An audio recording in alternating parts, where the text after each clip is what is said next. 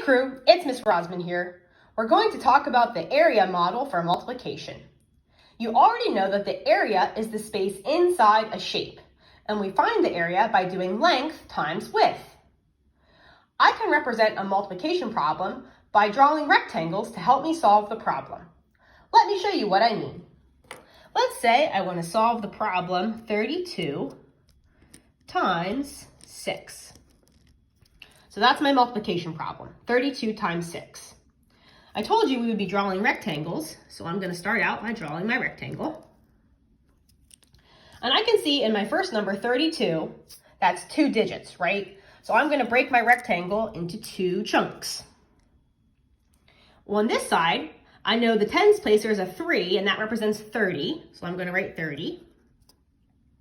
And in the ones place there's a 2, so I'm going to write 2. So all I did was break up that 32 into tens and ones, right? I know that 30 plus 2 would get me 32. My second number is a 6 in the ones place, so I'm just going to draw a 6 down here. Now I'm going to find the area of each little rectangle. So to find the area of this rectangle, I have to multiply the length times the width, which is going to be 30 times 6. Now, that seems like a big problem, but remember, I can use my related facts. So I'm going to cover up the 0 and do 3 times 6, which I know is 18, and then add my 0 back in to get 180.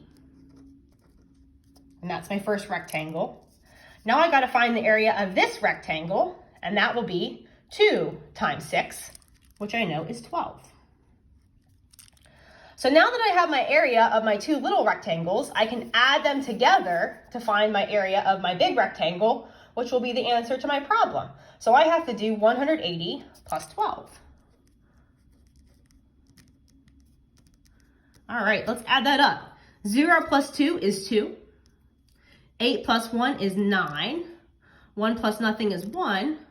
192.